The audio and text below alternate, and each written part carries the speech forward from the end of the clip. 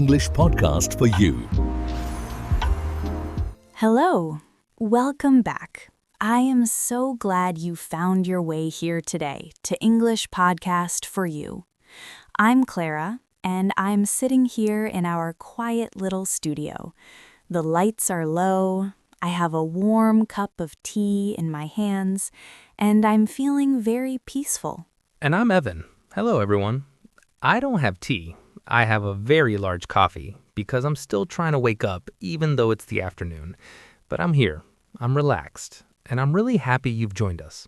This is a space for you. If you've had a busy day at work, if you're commuting on a crowded train, or if you're just about to close your eyes and rest, this time belongs to you. We are a community of learners, but more than that, we are a community of people who want to grow at our own pace. Exactly. No pressure here. No tests, no teachers pointing at a blackboard. Just us. We're just two friends talking to you. It helps us so much when you like our episodes or subscribe to the channel. It's like a small high five from you to us. It tells us that we're all in this together. It really does. So take a deep breath. Feel your shoulders drop away from your ears. Let the world outside wait for a little while. You're safe here. We're going to spend the next few minutes just being. Just being. I like that, Clara. I think I'm quite good at just being. Sometimes my boss calls it staring out the window, but I prefer your version. So, Evan, it's the start of the year. Usually, this is the time when everyone is shouting. The internet is full of people saying, "New year, new me," or "Work harder, run faster." Oh, don't remind me. My social media is full of people at the gym at 5 a.m. It makes me want to hide under my blanket. Honestly, Clara, I really tried to be one of those people this year. Did you? Tell me what happened. Well, on January 1st, I felt very motivated. I went into my closet and I found my old gym bag. It was covered in a little bit of dust, which was my first warning sign. I put my running shoes inside, I put a water bottle inside, I even found a sweatband. I looked very professional. You sounded very prepared. I was. I put the bag right by the door. I thought, tomorrow I will be a runner. But then tomorrow came, and I looked at the bag, and then I looked at the rain outside, and then I looked at the bag again. And? That bag has been sitting by the door for 6 days now. Every time I walk past it to go to the kitchen for a snack, I feel like the bag is looking at me. It's judging me. I keep saying to myself, I'm about to go. Really, in 10 minutes, I'm about to put those shoes on. The almost moment. We all have that, don't we? That feeling of being about to start something, but your feet just won't move. We feel this heavy weight of expectation. We look at that gym bag or that English textbook or recipe book, and we feel like we are failing because we haven't started yet. Yes, that's it. It's the guilt. Why do we feel so bad about just being human? I think it's because we forget that a new start doesn't have to be an explosion. It can be a very quiet, very slow walk. I need to hear that today. I think a lot of our listeners might need to hear that too. I hope so, because here is the truth. If you are listening to this and you feel like you haven't done enough yet this year, it is okay. You are not behind. There is no race. Even if I haven't opened my gym bag? Even then, maybe you weren't ready to run. Maybe your body and your mind just needed to rest a little longer after a long December. That's not a failure, Evan. That's listening to yourself. It's funny, isn't it? We spend so much energy worrying about the things we aren't doing that we don't have any energy left to actually do them. That's so true. That's why, for this episode, I want us all to give ourselves permission to relax. If you're listening to learn English, don't worry about remembering every single grammar rule today. Don't worry if you don't understand every word I say.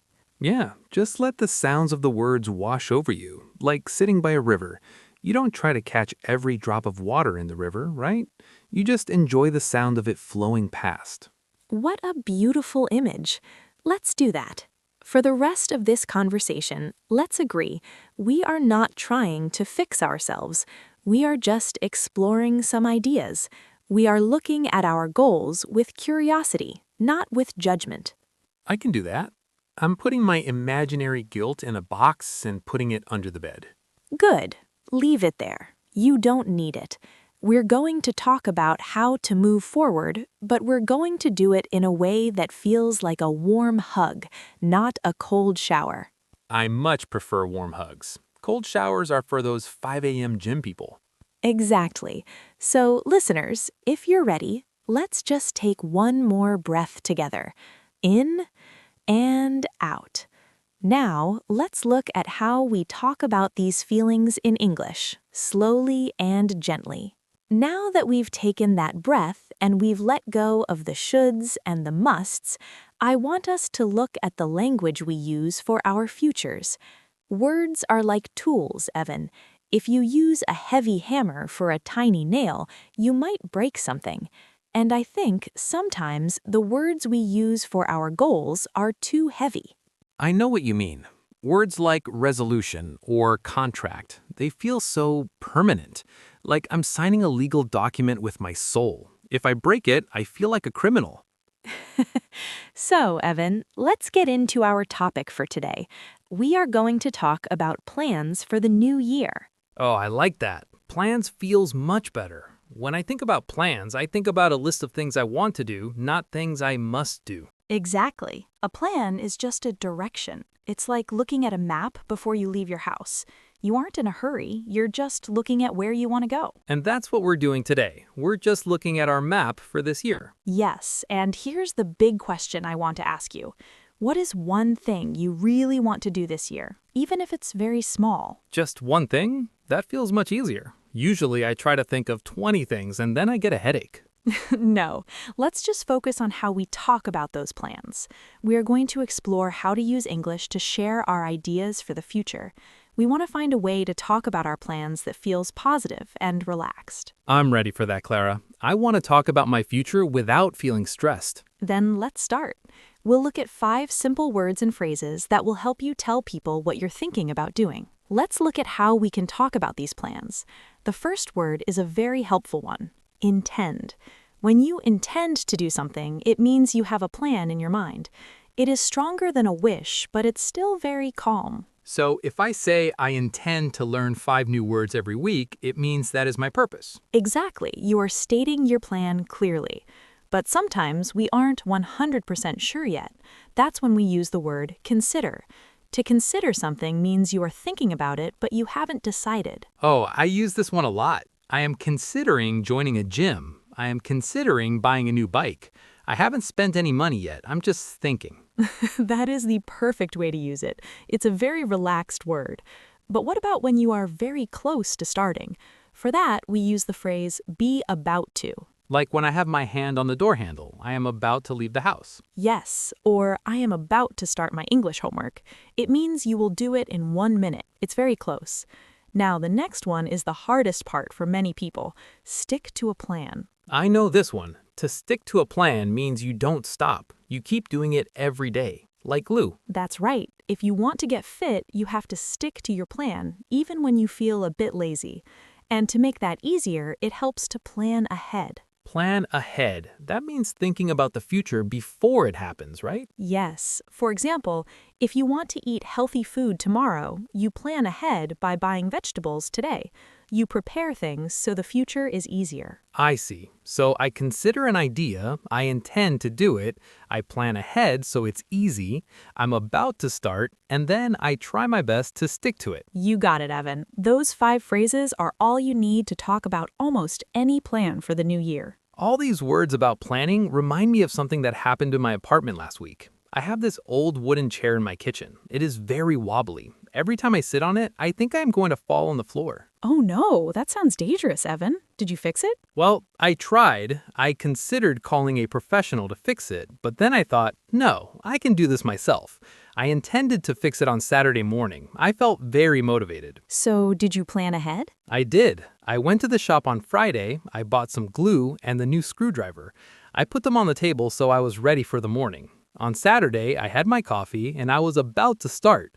I had the screwdriver in my hand. And what happened? Was it easy? Not at all. I looked at the bottom of the chair and I got very confused. There were so many pieces of wood. I didn't know where to put the glue. I sat there for 30 minutes just looking at the chair. So, you didn't stick to your plan. Well, I didn't fix it with the screwdriver. My plan was too difficult for me. But I wanted to stick to my goal of having a safe chair. So I found a piece of cardboard, I folded it, and I put it under the leg of the chair. And does it work now? It is perfect. It doesn't wobble at all. It was a very simple plan, but I did it. I felt a bit silly, but then I realized it doesn't matter how you do it, as long as you finish. I love that, Evan. Sometimes we make a big, difficult plan and we fail. But if we change it to a simple plan, we can actually stick to it. That's a great lesson for the new year. Exactly. My chair is fixed and I am a happy man. Evan, I really like your story about the chair. It shows us that plans don't have to be perfect. We often look at our lives and think we need to change everything. We see people on the internet with perfect lives, perfect bodies, and perfect English. Yeah, it makes me feel like my folded cardboard life isn't good enough. But that isn't true. Everyone has a wobbly chair in their life. Maybe for our listeners, the wobbly chair is their English conversation. Or maybe it's a habit they want to start, like walking or reading. So it's okay if our plan is simple? It's more than okay. It's actually better. Most people fail because their plan is too big. They intend to do too much, and then they can't stick to it. They feel sad and they give up. I've done that many times. I make a huge plan, I feel stressed, and then I stop. We want to change that today. I want everyone listening to think about their own plans. Don't think about what you should do. Think about what you actually want to do. And remember, you don't have to start today. You can just consider it. You can just think about it while you drink your coffee. That's right. There's no pressure. This new year is yours. You are the boss of your own time. If you move slowly, you are still moving forward. We are almost at the end of our talk today, but before we go, we want to give you something small you can actually do. A micro action. I like that. It sounds small and easy. It is. My takeaway for today is this: small plans help you win the day. Have you ever heard the advice about folding your blanket, Evan? Making the bed? My mom used to tell me that every morning. Well, your mom was right. There's an idea that if you fold your blanket and make your bed first thing in the morning, you have already finished your first task. You already have a sense of achievement. So even if the rest of my day is difficult, I can look at my bed and say, at least I did that one thing correctly. Exactly. That one tiny success helps your brain feel ready. It makes the whole day run much more smoothly because you started with a win. It makes it much easier to stick to your plans later in the afternoon. That makes so much sense. It's like a chain reaction of good things. Right. So here is your micro action for today. Think of your own folded blanket. What is one tiny thing you intend to do tomorrow morning to start your day with a win? For me, it's the blanket. I'm going to fold it perfectly. Perfect. And for our listeners, maybe it's folding your blanket, or maybe it's just putting your coffee cup in the sink. Whatever it is, do it first. Start with that small sense of achievement and watch how the rest of your plans follow. Before we let you go, let's look at our 5 tools one last time. Clara, can we use them in a quick conversation to show how they work? Of course. Let's imagine we are talking about our morning tomorrow. Okay. Clara, are you considering folding your blanket tomorrow morning? Yes, I intend to do it as soon as I wake up. I already planned ahead and cleared my bed, so it's easy to do. That's great. I'm going to sleep now so I can wake up early and try it too. Good. I hope we both stick to our plans and start the day with a win. See, that was simple. I feel like these words are part of my vocabulary now. I'm so happy to hear that. And to our friends listening, we want to hear from you. What is your folded blanket? What is one tiny thing you intend to do tomorrow morning? Please tell us in the comments. We read every single one. It makes us so happy to see your names and hear about your small wins. It reminds us that we're all growing together. It really does. You are a part of this community. Thank you for spending this quiet time with us today.